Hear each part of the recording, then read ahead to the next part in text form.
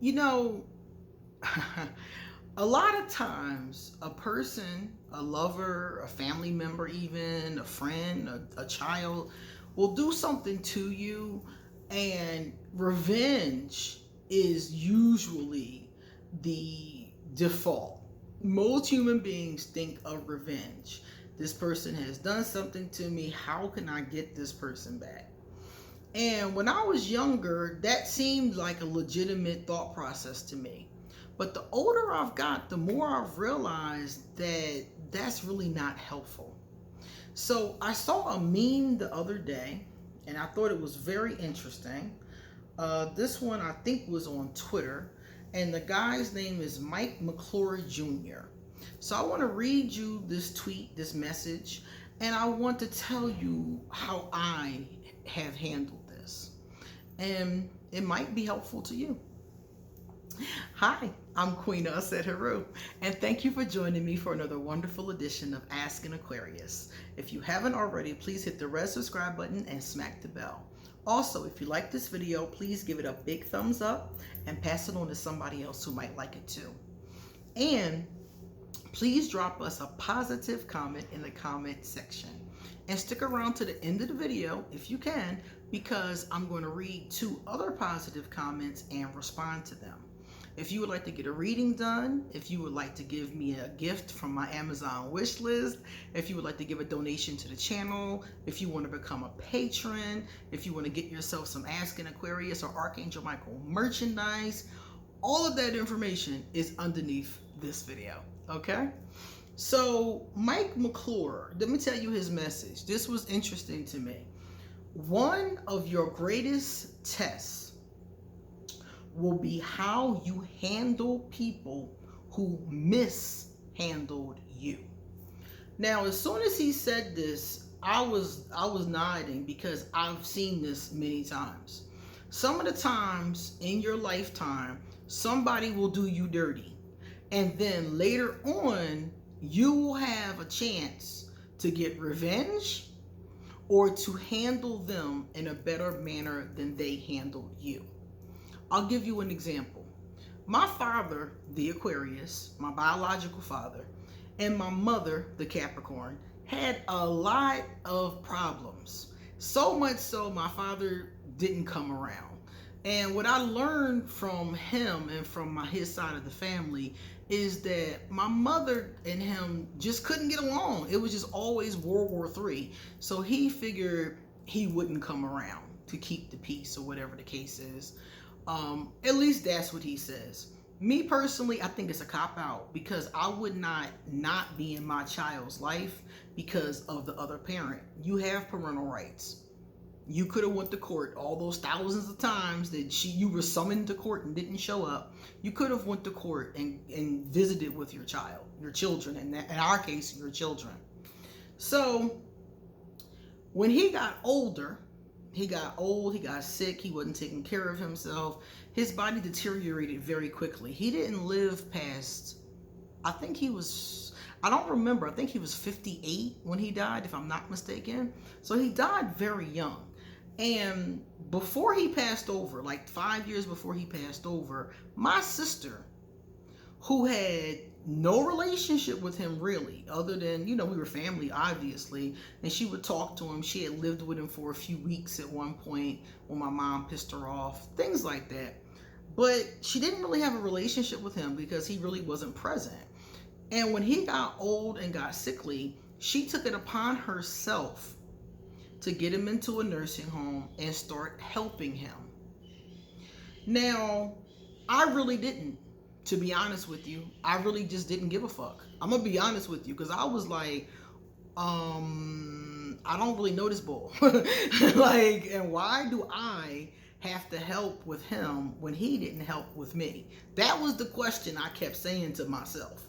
He wasn't there. My mother did everything. Her and my grandparents, and the support that she had. He didn't help us at all. He wasn't there at all. So now that he's old and feeble, he done party, he done drugs, he done ran up and down North Philly, screwing this one and screwing that one. Now I'm supposed to take my hard-earned time and money and take care of him. And to be honest, I didn't. I was kind of like, I went and saw him once. I gave him something for Christmas. I was there at my grandmother, his mother's funeral. So I saw him a few times during that 5-year time period, but I really wasn't present. My sister would call me and tell me what was going on. I would offer her words of encouragement because this was something she chose to take on. And I think she really wanted me to help more than I did, but I just couldn't bring myself to. So in her case, how did she handle this man who mishandled her? She took care of him. And I asked her one day, I said, I don't understand why you did that, because you clearly had a hard time with it. He was not cooperative at all. You know how Aquarius are. So he was always doing something and getting in trouble, talking about he was leaving the nursing home, trying to sneak out. My dad was putting her through it.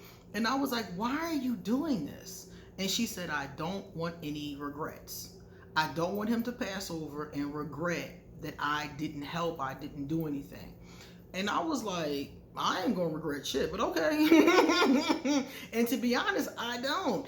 But she felt like she might. So she chose to handle this person who mishandled her in a totally different way. So after I had saw this, I thought to myself,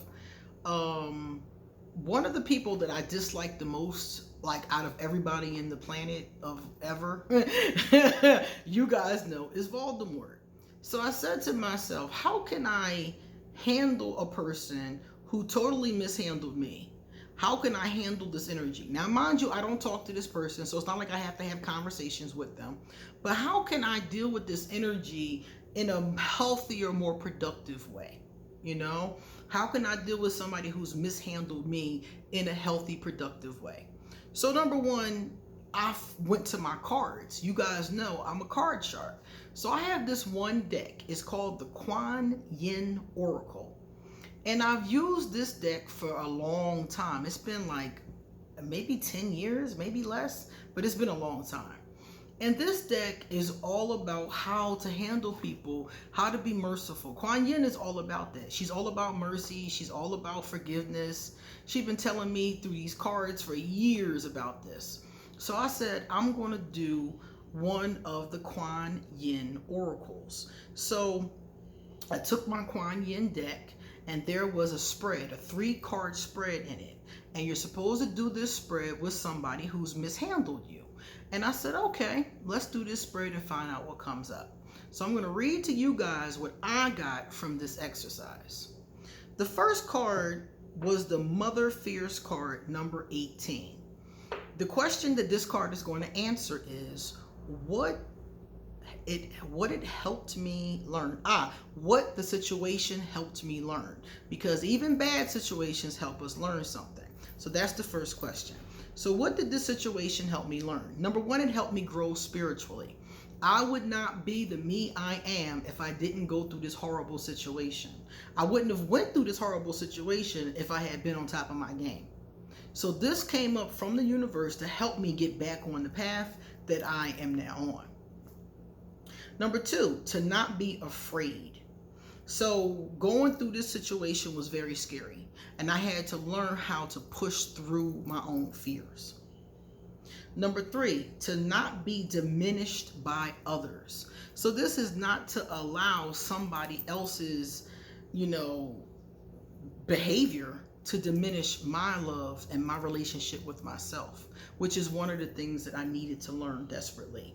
I would have never even been with Voldemort if I had been truly loving myself. So that was an important lesson. I offered, diminished by others. Okay, and this is the other piece of it. It says here to trust Kuan Yin. Definitely. I definitely trusted her and the other spiritual angels and other beings to help me, and they all did. To respond with assertiveness and compassion. So don't just respond to people with aggression and nastiness, but be assertive, but be compassionate. So this situation was teaching me all of these things. To retain inner peace, no matter what the situation is, because I did have to work on that because it was a tough situation. and to be kind and accepting. Some of the times the hurts in your life make you bitter, and you stop being kind. You stop being compassionate. You stop being accepting of other people. Somebody hurt you and you just shut down all those things. So this taught me not to do that. So gratitude has the power to pull you out of a dark place. So I like this part because this part was telling me about being grateful, about being in an energy of gratitude. So even though this situation was awful, it taught me to be grateful for what it gave me. So instead of just being like, oh my God, this was so awful, I tell myself, look back on what it gave you. The spiritual growth, those things. So I wrote a list of all of the things that I was grateful for out of this situation. I am grateful for the spiritual growth, obviously. The opportunity to really love another person. I had never loved anybody, and up until that point, and I really haven't loved anybody. It was just him and another person almost, so it gave me an opportunity to feel it and to see what it felt like. And it also gave me a relationship with Kuan Yin, because after it was over was when I started to work carefully with this Kuan Yin deck to heal. It's a healing deck, a self-healing deck. So I really wanted to do that work.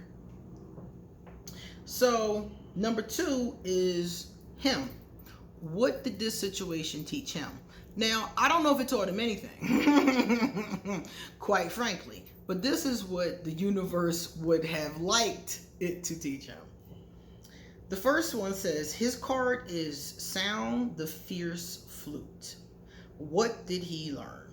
To follow his heart, whatever that may have been. So after the situation was over, or during the situation, he probably got some type of message about how to move forward. That was important. Follow your heart. The other one was to let go of anger, fear, and anxiety. The relationship caused a lot of anger. I don't know about fear, but a lot of anger and a lot of a lot of back and forth. And there was a lot of anxiety. I'm not sure about his part, but I'm going to go with the one I know, anger. So to let go of that. And when you really get into something with someone and you're holding on to anger, it's very bad for you. So the situation was to teach him how to let go of anger, fear, and anxiety if they were all present, or whichever ones were present. Number 3, to see situations from his heart. This came up twice with the cards, and they were talking about how it was supposed to help him tap into his heart. I don't know if that really happened, because I don't really think it's possible, but that's what they were trying to go for, put it like that. So then I asked for a card that would give us what messages came from that, what energy came from that. And the card was a healing card, and it said, out of suffering have emerged the strongest souls. The most massive characters are seared with scars. So whereas I'm supposed to use gratitude to get through mine, he's supposed to use the scars or the suffering in whatever way. Could have just been anger, whatever the case it was. He was supposed to use that to make him a stronger person, a better person who had more character. I definitely used it for that, but I don't know about him.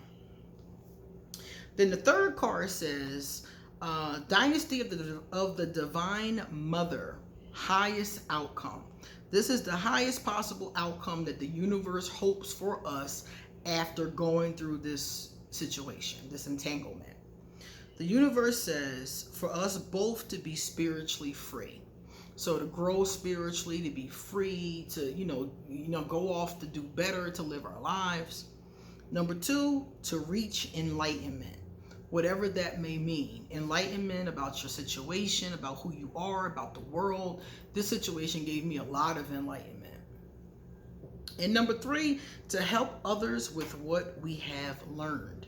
So then take all this you learned from this tragic situation, from this entanglement, from this, whatever you want to call it, and now use that to teach other people. So I don't know if he does any of these things or ever even could comprehend something like this, But I did. I got all of these things from it.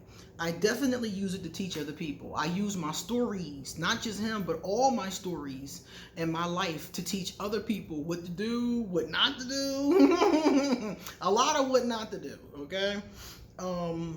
The enlightenment part, I think you keep on, learning and being enlightened. I think it's like layers to it. So that continues. And to be spiritually free, to be spiritually grown. And I definitely have that in my life. So I can't speak for the other person, but I can speak for myself. So in this case, how to handle someone who's mishandled me, the universe is telling me to look at the gifts I got from it. Doesn't matter what he got or didn't got. What did I get? And that's what I get from this. So if somebody has mishandled you, I would say this is one of the things that can come from it, is just what did you get from the experience? Let's say, for example, in my sister's case, like I said, with her taking care of my father. Now, before the whole taking care of thing, what did having an absentee father teach her? Now, I don't know because I've never asked her. But if you ask me, what did having an absentee father teach me? I would say independence. That's the biggest thing. I never had a man in my life as a young girl that I could depend on. So I very quickly learned the lesson of independence. Very strong lesson to learn as a young girl. But there's also other positive, productive things that you learn. Look at Barack Obama. Barack Obama was talking about how him and his father had a similar dynamic, no relationship. And he took that energy to be a better father to his kids. So the question is, whatever this mishandling is, what came from it that made you a better, stronger person? And if you can keep your mind focused on that, like I keep on trying to stay focused on the gratitude. Be grateful for this spiritual growth. Be grateful for the enlightenment. Be grateful that you now have these stories to tell other people. Be grateful that you've had these experiences and now you have more self-love than you even know what to do with.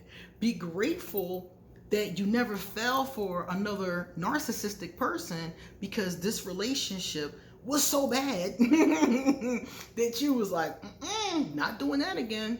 Be grateful that I became who I am. That this painful journey, led me in that direction. So for me, it's the gratitude. So this is how I do it. I think of the situation, I think of the person, I think of what happened, and I think of what productive things that I learned to get through this. How did this shape me? And if you use things positively, they can shape you positively. If you use things negatively, it can end up being a detriment to you. So that's how I recommend handling people who have mishandled you. Some of us will be able to do it. Some of us need time. Sometimes you have to kind of heal from what happened before you can even think like that. Because when I was in the thick of it, I couldn't think like that. I didn't think like that until it was over. And then I still struggled with it. And now, here we are now, because mind you, this situation was over like 15 years ago. So now I'm looking back on it and I totally get it. I totally get it. And I'm like, you know what? Yes, Kuan Yin, you're right. You're 100% right. And I'm able to get it. But when I first read this, I did not get it and I wasn't feeling it. And I probably cried or was like, this isn't fair, some form of that. But now I'm like, yeah, I get it. So think about somebody in your life, and if you can find those things, you can find what it taught you. Like, for example, if you had a husband who cheated on you, maybe it taught you self-love. Maybe it taught you independence. Maybe it taught you spiritual enlightenment. Maybe it taught you a number of things. Maybe your mother was not a great mother. What did that teach you? What are the positive things that came from it? Because everything that happens to us negatively is all about how we respond to it. And it's all about what we do about it. When that situation with Voldemort happened, I was so low. The only way out was up. The only way out was up. I had to go to goddess. I had to go to spirituality. I had to go to the light. That was the only way to get through that situation. I could go through the light or I can go through the dark. And going through the dark was not going to take me to where I wanted to be. I wanted to be out of pain and happy. And going towards the dark was not going to take me in that direction. So I went towards the light.